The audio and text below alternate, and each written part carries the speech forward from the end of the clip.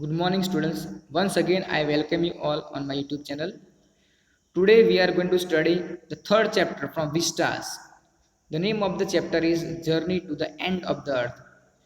Journey to the End of the Earth is written by Tishani Doshi. Now, let me give you a brief introduction about the author. Tishani Doshi is an Indian poet, journalist, and dancer. She has published 6 books of poetry and fiction. Her essays, poems, and short stories have been widely appreciated. Tishani's debut novel, The Pleasure Seeker, was shortlisted for the Hindu Literary Prize. Her passion for dance made her lead dancer in the Chandralekha troupe and toured many countries performing on stages. She had traveled a lot, and her most exciting travels include travels to Antarctica, Ethiopia, Bhutan, Mexico, Tanzania, and Italy. She currently contributes to an interview series for the Hindu and Open magazine. Now let's have a brief chapter sketch. Journey to the End of the Earth is an enlightening account of Tisani Doshi's visit to the coolest, windiest, driest continent in the world. She is hopeful that this vast expanse of ice will unlock many mysteries about the evolution of Earth. Her in depth knowledge of Antarctica, its geography, and environment is incredible. Now I will give you line to line explanation. The whole chapter is narrated by Tisani Doshi, narrator. Early this year, I found myself aboard a Russian research vessel, the academic Sokalsky, heading towards the coolest, driest, and windiest continent in the world. So Tisani Doshi, she narrates her experience of her visit to Antarctica. So early this year, the narrator Tisani Doshi found herself into a Russian research vessel. Vessel means a large ship. The name of the ship is the academic Sokalsky, heading towards, moving towards the coldest, driest, windiest continent in the world, Antarctica. My journey began 13.09 degrees north of the equator in Madras and involved crossing 9 time zones, 6 checkpoints, 3 bodies of water, and at least as many ecospheres. Tisani Doshi's journey started 13.09 degrees north of the equator in Madras. So she started her journey to Antarctica from Madras, which was located in 13.09 degrees north of the equator. And before reaching to Antarctica, she crossed 9 time zones of the world. She also crossed 6 checkpoints of the world. She crossed 3 water bodies and at least as many ecosphere. Ecosphere means regions having the same kind of plants and living creature.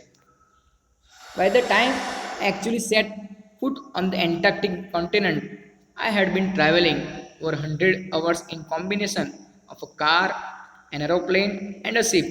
So by the time the narrator actually set her foot on the Antarctic continent, she had been traveling over 100 hours in combination of a car, an aeroplane, and a ship. So before reaching Antarctica, she had traveled over 100 hours in combination of a car, an aeroplane, and ship. She used different means of transportation like car, aeroplane, and ship before reaching to Antarctica.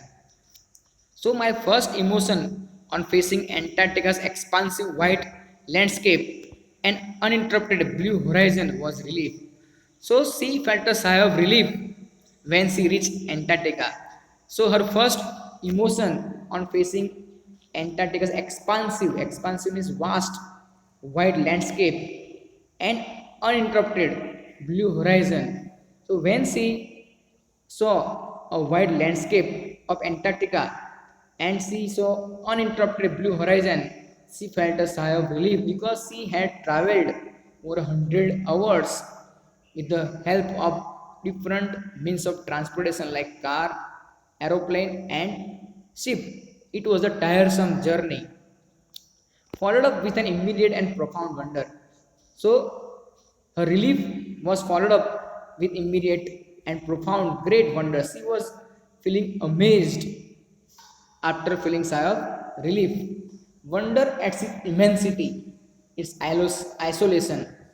Tisani Doshi, she was amazed at the hugeness, at the large size of the expansive wide landscape of Antarctica. Antarctica was very huge continent and its isolation. She was also amazed to see the isolated Antarctica, but merely at how there could ever been a time when India and Antarctica were a part of the same landmass.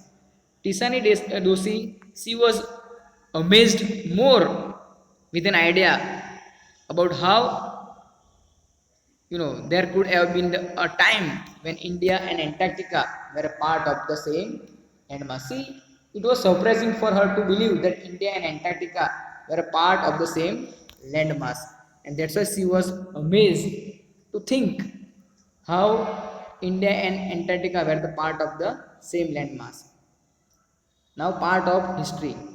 650 million years ago, a giant amalgamated southern supercontinent, Gondwana, did indeed exist. The narrator takes the reader back to 650 million years ago. At that time, Antarctica was a part of giant amalgamated, amalgam means joined, southern supercontinent, Gondwana called Gondwana, and centered roughly around the present day Antarctica. At that time, it centered it centered roughly around the present day. So Gondwana roughly centered around the present day Antarctica. Things were quite different then. At, at that time, things were quite different. Humans hadn't arrived on the global scene.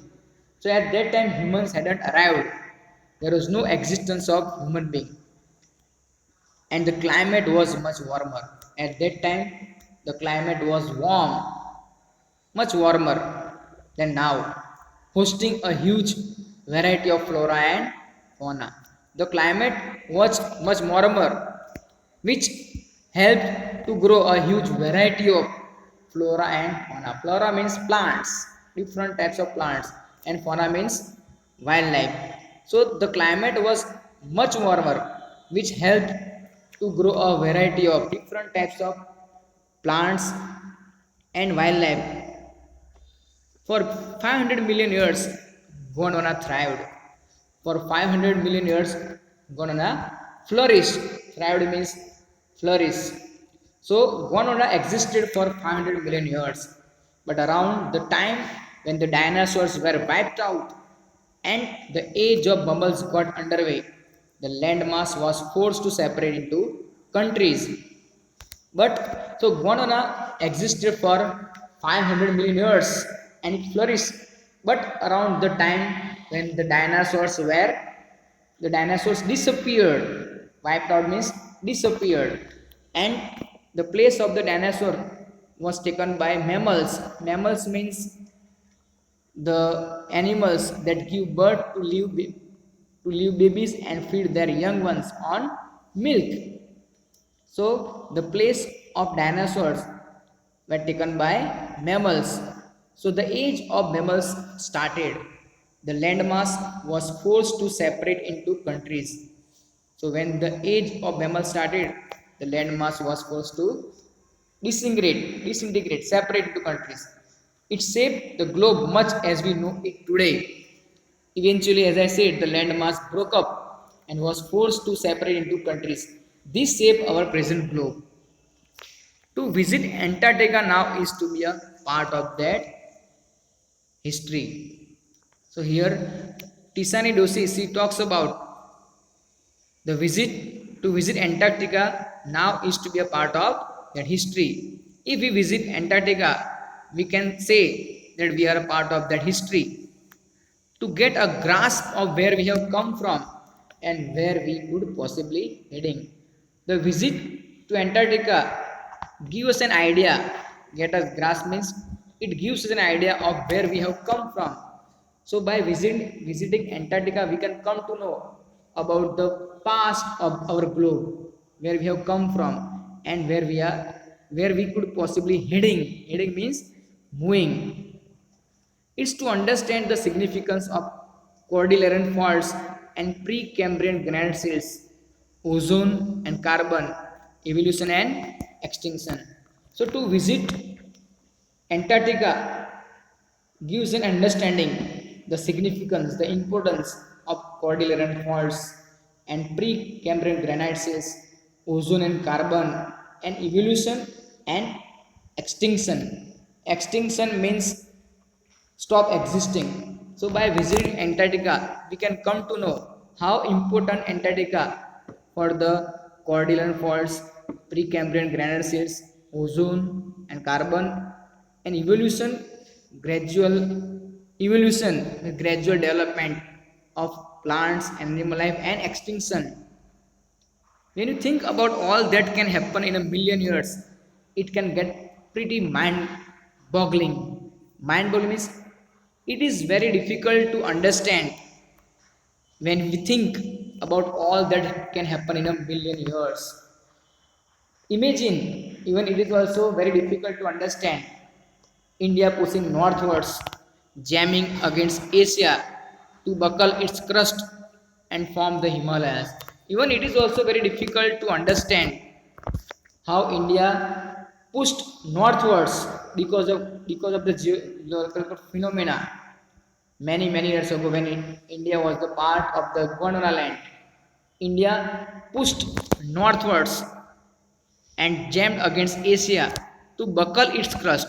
Buckle means it crushed it crushed under and formed the Himalayas. So it crushed its crust and formed the Himalayas. South America drifting up to join North America. Due to the same geological phenomena, South America drifted, moved slowly towards the North America, opening up the Drake passage to create a cold circular current. And due to drifting of the South America towards North America, it opened up the Drake passage to create a cold circumpolar current. Circumpolar means here surrounded or laying near the pole. So it create a cold surrounding current to the South Pole and North Pole, keeping Antarctica frigid, and it kept Antarctica very cold, desolate. Desolate means very empty and without people, uninhabited, and at the bottom of the world. So, due to this global phenomena, India pushed northwards, jamming against Asia, and it formed Himalaya. South America moved slowly towards and south and joined North America, and it opened the Drake Passage to create a cold current, keeping Antarctica frigid, uninhabited, and at the bottom of the world. For a sun worshipping South India like myself, 2 weeks in a place where 90% of the Earth's total ice volumes are stored is a chilling prospect, not just for circulatory and metabolic function, but also for the imagination. So, belonging to a relatively warm country, the narrator herself, she belonged to a relatively warm country. She is shocked to be in a place where 90% of the Earth's total ice volumes are stored. So, uh, not just for circulatory. So, chilling, it was a chilling prospect, not just for circulatory, for the blood, but also metabolic function. Metabolic means it's a chemical process in living being that change food into energy for growth. So here it's like walking into a giant ping pong ball. So the narrator Tisani Doshi, she shared her experience that when she walked on the white sea landscape of Antarctica, she felt that she was walking into a giant ping pong ball. So Antarctica was a like a giant ping pong ball, devoid of any human markers. So Antarctica was without any human signs. So there were no signs of human being. Antarctica was such a place where you couldn't find any human signs. No tree board. There were no tree boards. Billboards. There were no trees. There were no billboards. Buildings. So Antarctica was without any human sign, trees, billboards, and buildings. You lose all earthly sense of perspective. On Antarctica, you lose all earthly sense of viewpoint. Perspective means viewpoint and time here. The visual scale ranges from the microscopic to the mighty. The narrator, she talks about that on Antarctica, you find the visual scale ranges from you find microscopic to the mighty, from small to giant midges and mites. So midges means a type of small flying insect living in damp place, and mites means very small creature like spider. So on Antarctica you find a small flying insect living in damp place, midges, and mites means very small creatures like spider. To a blue whale and iceberg as big as countries. So in Antarctica you find mites and midges, small creature, as well as you find a mighty blue whales and iceberg as big as country. The largest recorded was the size of Belgium. Days go and on in surreal 24-hour austral summer light. So on Antarctica, days go on and on. So there is no night in surreal 24-hour austral summer light. Austral is related to southern hemisphere. So surreal on Antarctica, you will have a dreamlike experience. Surreal means dreamlike. So 24-hour austral summer light and ubiquitous silence. Ubiquitous means universal silence. Everywhere, silence everywhere, interrupted only by the occasional avalanche or calving ice sheet. So on Antarctica, you find silence everywhere, only interrupted by the avalanche. Avalanche means a mass of snow and rock that falls down the side of a mountain. And calving means breaking off from the glacier. The silence of Antarctica is interrupted by avalanche and calving of ice sheet. Consecrate the place.